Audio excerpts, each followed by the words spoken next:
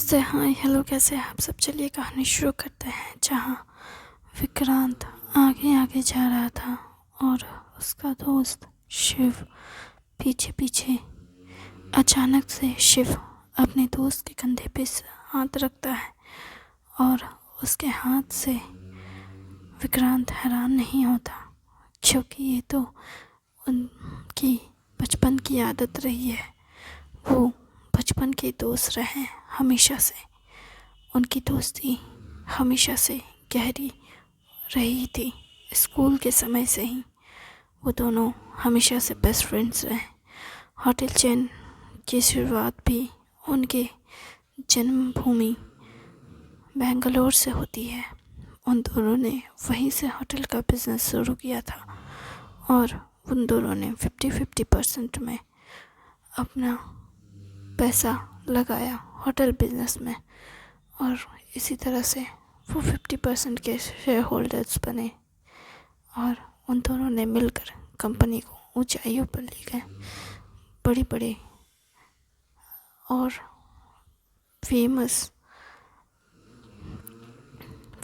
Hotels खोले उन्होंने।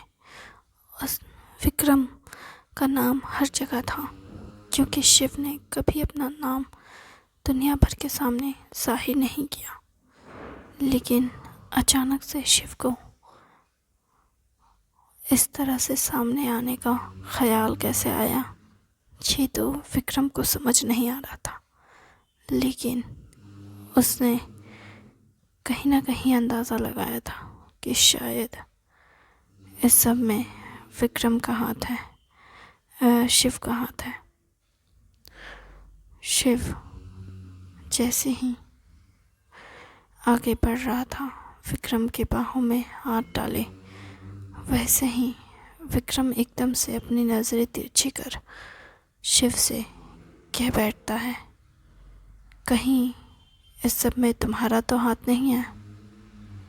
विक्रम की बात सुन शिव कुछ वक्त के लिए शॉक्ड हो जाता है और उस हॉल का, उस लॉन का माहौल एकदम से टेंस हो जाता है।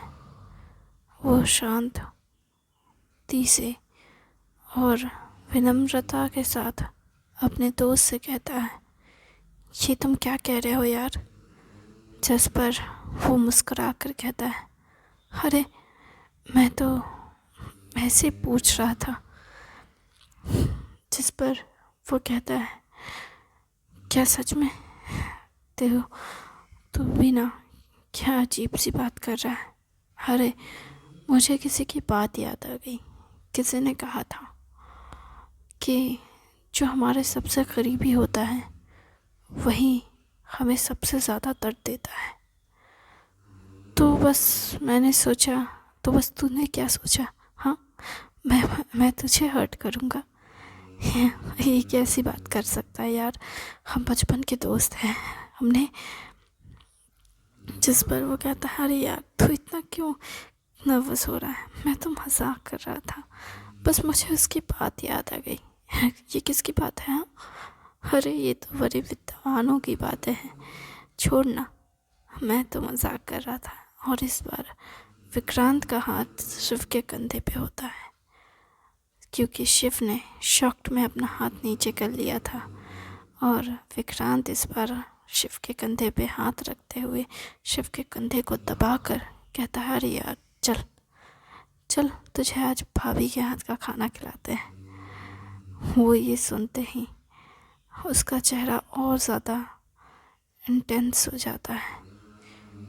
वो जैसे घबरा रहा होता है, लेकिन वो कुछ कह भी नहीं सकता।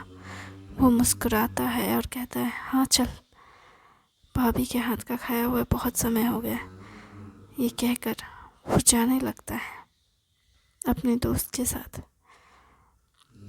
उसका दोस्त विक्रांत उसके चेहरे के हर एक एक्सप्रेशन को नोटिस कर रहा होता है। होटल से बाहर निकलते हुए वो अपने दोस्त के साथ गाड़ी में बैठता है। रोल्स रॉय की कार एक खूबसूरत सन्नाटे में तब्दील हो जाती है। कार के अंदर का माहौल बहुत ही टेंशन से भरा होता है। साइलेंस के साथ कार चल रही होती है। वो दोनों ही कुछ नहीं कह रहे होते एक दूसरे से, बस गहरी खामोशी दोनों के बीच होती है। और उस खामोशी में वो दोनों ही एक दूसरे का हाथ पकड़े हुए थे। विक्रांत कुछ नहीं कहता, शिव भी कुछ नहीं कहता। शिव के गले में जैसे उसका थूक अटक रहा होता है, निगलने में भी उसे जैसे तकलीफ हो रही थी। उसका सलाइवा जैसे जमा होते जा रहा है और वो बार बार उसे घोटने की कोशिश कर रहा है जैसे कि वो पानी हो। उसका दोस्त उससे कहता है, क्या हुआ यार, तुझे प्यास लगी है क्या? नहीं, मैं ठीक हूँ।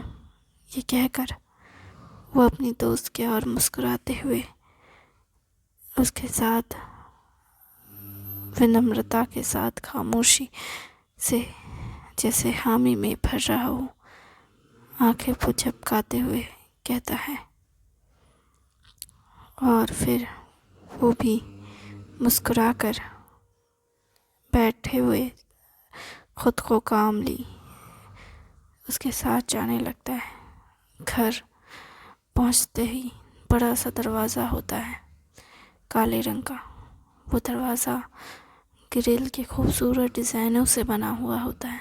दरवाज़ा खुलते ही कार की जैसे स्कैनिंग हो गई हो, अंदर में क्या है सब पता चल गया हो। अंदर घुसते ही कार का अंदर दरवाजे बंद हो जाते हैं बाहर के, और खूब सुंदर गार्डन से होते हुए कार अंदर की ओर दाखिल होता है। अंदर में एक गैराज जैसी जगह होती है जहाँ कार रुकती है। वहाँ रुकते ही वो दोनों ही उतरते हैं। वहाँ से थोड़ी 10 कदम की दूरी पर घर का एंट्रेंस होता है। वो घर के दरवाजे पर पहुँचते ही सीढ़ियों का इस्तेमाल करना पड़ता है। वो सीढ़ियाँ चढ़ते हुए विक्रांत शिव की तरफ देखते हैं और शिव विक्रांत की ओर स्माइल करते हैं। वो दोनों ही फिर घर के अंदर दाखिल होते हैं। वहाँ उसकी पत्नी बहुत ही गर्मजोशी के साथ अपने पति का स्वागत करती है और कहती है, कहाँ थे आप? मैंने कहा था ना अभी बाहर जाने की ज़रूरत नहीं है, फिर भी आप बाहर चले गए। मैंने मना किया, फिर भी अपने दोस्त पे सब छोड़ नहीं सकते क्या? शिव है ना सब संभालने के लिए, फिर क्यों चले गए? आपको पता है ना आपकी कितनी फ़िक्र होती है मुझे। अभी जिस पर वो कुछ बोलने ही वाली होती है कि वो कहते हैं, अरे भगवान, तुम भी ना कितना सोचती हो मेरे बारे में, इतनी फ़िक्र भी मत करो। चलो दोस्त आया है, दोस्त के लिए कुछ अच्छा बनाओ। जिस पर वो कहती है, मुझे बताया होता तो इनके स्वागत में 56 भोग बनाए होते मैंने। अब तो सिंपल सी दाल चावल मिलेगी। जिस पर शिव हंसते हुए कहता है, हाँ भाभी जी वो भी चलेगा, सिंपल दाल चावल ही काफ़ी है। जिस पर वो कहते हैं, ठीक है तो मैं खाना लगाती हूँ। ये कहकर वो उन्हें बैठने को कहते हैं। वो बैठ जाते हैं। बैठते ही वो खाना परोसने लगती है। खाने के टेबल में भी माहौल काफ़ी शांत और डरावना था। उसकी पत्नी, विक्रांत की पत्नी, मुस्कुराते हुए उस माहौल को शांत करते हुए कर रही थी और खाना परोसते हुए बातें वो अपने पति और उसके दोस्त से बातें करते हुए माहौल को शांत करते हुए कहती है, शिव तुम्हारी पत्नी कैसी है और तुम्हारा बेटा? हाँ मैंने सुना है कि वो बहुत बड़ा हो गया है, तुमने तो बहुत देर से शादी की, तो अब तुम्हारा बच्चा तो शायद अभी कॉलेज ख़त्म कर बैठा है ना। जिस पर वो कहता है हाँ, वो तो सच में अभी कॉलेज ख़त्म कर रहा है। वैसे तुम्हारी बेटी कैसी है? वो ठीक है भाभी। वैसे और तुम्हारी पत्नी कब आएगी यहाँ पे? तुम्हें तो पता ही है ना कि मैं उसे कितना पसंद करती हूँ, कब से नहीं मिली हूँ। तुम लोग बिज़नेस में इतना बिज़ी हो जाते हो कि हमसे एक दूसरे को मिलाने का ही वक्त नहीं मिलता। अरे तुम अपनी पत्नी को एक आध दिन के लिए यहाँ छोड़ जाओ, चाहो तो बच्चों को भी यहीं छोड़ दो, फिर तुम बिज़नेस के लिए घूमते रहना दुनिया भर में। तुम हमेशा बाहर घूमते रहते हो, बाहर के सारे होटल्स को देखते हो, और ये हमेशा यहाँ के होटल्स को देखते हैं। दोनों ही बिज़ी रहते हो। दोनों दोस्त ने तो जैसे ठेका ले रखा है काम करने का। हमारा क्या, हमारे बारे में तो आप दोनों में से कोई नहीं सोचता। तुम्हें पता है क्या, ये भी हमेशा ऐसे ही करते हैं। और तुम भी, तुम्हारी पत्नी जब आती है तब भी वो भी ऐसी मुझसे शिकायतें करती है जैसे मैं इनसे करती हूँ। अरे ठीक है, तुम हमेशा ऐसे शिकायतें करना बंद करो, ये खाना खाओ। वो अपनी पत्नी को विक्रांत बिठाता है अपने पास और कहता है चलो मैं तुम्हें खाना खिलाता हूँ। वो कहता है आ करो। वो अपनी पत्नी को प्यार से खाना खिलाते हुए, उसकी पत्नी फिर भी चुप नहीं होती है, वो बातें करते रहती है और वो अपने पति के हाथ से खाना खाती है। शिव ये सब देख रहा होता है। वो देखकर खुश भी होता है और दुखी भी, क्योंकि कहीं ना कहीं वो जानता है कि अब क्या होने वाला है। लेकिन विक्रांत कुछ नहीं कहता।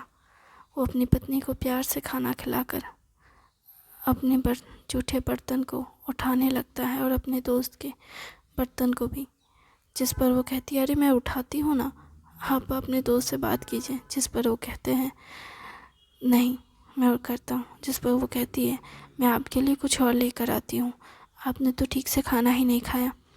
ये ना हमेशा ऐसे ही करते हैं, ये ठीक से खाना नहीं खाते, फिर बीमार हो जाते हैं। इनके लिए मुझे खास करके खाना बनाना पड़ता। इनके हेल्थ के अकॉर्डिंग स्पेशली इन्हें फल बहुत पसंद है, इसलिए मैं इनके लिए फल काटती रहती हूँ। इन्हें फल बहुत पसंद आता है, इसलिए आप लोग जा कर के बैठिए, वहाँ बातें कीजिए, मैं फल काट के लेकर आती हूँ। जिस पर वो कहते हैं पहले मैं प्लेट्स हटा लूँ। फिर विक्रांत प्लेट छोड़ करके अपने दोस्त के साथ जाने लगते हैं लॉबी के ओर। जिस पर वो अपनी पत्नी से कहते हैं बर्तन बस बेसिन में रख देना। जिस पर वो कहती है हाँ हाँ मैं समझ गई, आप जाइए। फिर वो चली जाती है रसोई में बर्तन उठाकर, और वो अपने दोस्त के साथ लॉबी की ओर जाने लगते हैं। वो लॉबी को क्रॉस कर रहे होते हैं दोनों दोस्त, लेकिन वहाँ पे भी माहौल बहुत शांत होता है। और फिर वो लॉबी क्रॉस करके गार्डन के ओर जा कर के, गार्डन में कुर्सी टेबल रखा रहता है, वहीं पे बैठते हैं और अपने दोस्त के पास बैठ कर के विक्रांत अपने दोस्त के हाथ में हाथ रखते हैं और कहते हैं यार ज़्यादा मत सोच, मुझे लगता है कि तू कुछ ज़्यादा ही सोच रहा है। मैंने बस एक छोटा सा मजाक किया था, तू इतना परेशान क्यों हो रहा है? इस बात को सुनकर शिव जैसे सोच में पड़ जाता है कि शायद सच में मजाक हुआ था। ये कहकर, ये सोचकर वो अपने दोस्त की ओर देखता है और कहता है देख, मुझे कोई भी मजाक कर मेरे साथ चलेगा, पर ऐसा मजाक मत कर कि मैंने तुझे चोट पहुंचाई। जानता है ना तू, मैं तुझे कभी चोट नहीं पहुंचा सकता। तू मेरे लिए बहुत ख़ास है। अच्छा, कितना ख़ास हूँ मैं? इतना जितना कि तू सोच भी नहीं सकता। हम दोनों ने साथ में सब कुछ शुरू किया है और हम दोनों ने तय किया था कि हम अपने बिज़नेस को इंडिया और पूरे दुनिया भर में फैलाएंगे। पर तुझे दुनिया भर का उतना ज्ञान नहीं था, इसलिए तूने कहा कि तू भारत में रुकेगा और अपने देश में रुककर पूरे होटल को संभालेगा, और मैं विदेश चला गया। तूने मुझे विदेश भेज दिया। वहाँ पे कितनी सारी भाषाओं को साथ मुझे सामना करना पड़ा, वो लोगों के साथ बातें करना, वो सब कुछ संभालना मेरे लिए बहुत मुश्किल था। लेकिन मैंने किया, हम दोनों ने साथ में मिलकर ये सब किया, और फिर भी तू मुझे इस तरह से शकी निगाहों से देखता है। मुझे ये बिल्कुल नहीं पसंद आता। मुझे तेरी फिक्र होती है यार। शांत अपने दोस्त को कंसोल करते हुए कहता है, तू फिक्र मत कर यार, मैं इतना जल्दी नहीं जाऊंगा, और अपने दुश्मनों को ढूंढे बिना तो बिल्कुल नहीं। ये कहकर वो उठकर जाने लगता है और कहता है, यार रात में डिनर के लिए रुक जाना। जिस पर वो कहता है, नहीं मैं अभी निकलता हूँ। ये कहकर वो भी जाने लगता है। वो निकल ही रहा होता है कि फिर से विक्रांत की पत्नी उसे टोकती है और कहती है, अरे शिव भाई साहब कहाँ जा रहे हैं? जिस पर वो कहता है, घर जा रहा हूँ। अपनी पत्नी को भी तो वक्त देना होगा ना, इतने समय के बाद अपने देश लौटा हूँ तो उसे भी तो समय देना होगा ना भाभी। दोस्त से बात कर ली है, वो समझता है। हाँ हाँ, दोस्तों के बीच तो बात हो ही गई, अब हम सहेलियों की बातें कब होगी पता नहीं। अरे भाभी, हम आप लोग मिल तो सकते हैं। हाँ कैसे मिलेंगे, बताइए ज़रा। जब बच्चे छोटे थे तो हम लोग बच्चों में उलझे रहे, जब बच्चे बड़े हो गए तो आप अपनी पत्नी को लेकर उड़ गए, अभी आते हैं और जाते हैं। अरे भाभी ऐसी बात नहीं है। तो कैसी बात है भाई साहब बताइए। अरे भाभी थोड़ा तो समझिए, वो भी मुझे डांट लगाएगी घर जाऊंगा तो। अच्छा ठीक है, मैं और कुछ नहीं कहती और परेशान नहीं करती, जाइए। और हाँ, उन्हें फ़ोन करने को कहिएगा, मैं उनके कॉल का इंतज़ार करूँगी। अरे भाभी आप ही कॉल कर लीजिएगा। ठीक है, मैं कॉल कर तो सकती हूँ, पर कहीं आपका कीमती समय बर्बाद ना हो जाए। अच्छा ऐसा नहीं है या कैसा है ये मैं तो नहीं जानती। मैं तो बस इतना जानती हूँ कि कहीं किसी का समय मेरी वजह से ख़राब ना हो जाए अच्छा सा, इसलिए मैं तो बस बता रही थी कि कॉल अगर आप कर लेंगे तो अच्छा रहेगा। ठीक है, मैं कह दूँगा।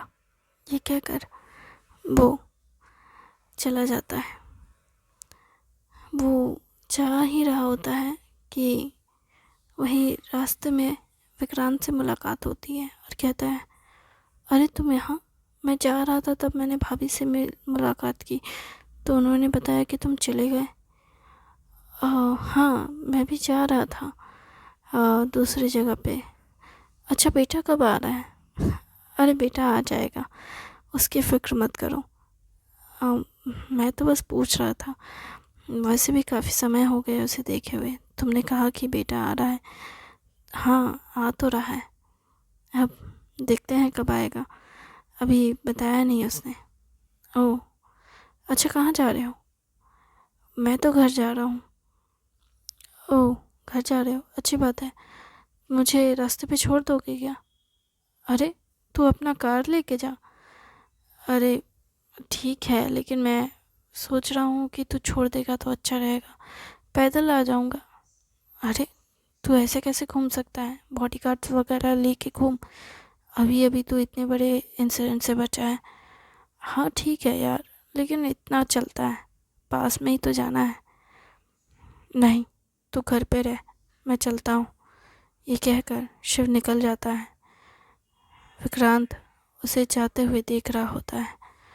वो सोच रहा होता है कि चेहरा तो डरा हुआ है, पर बातें सोची हुई है।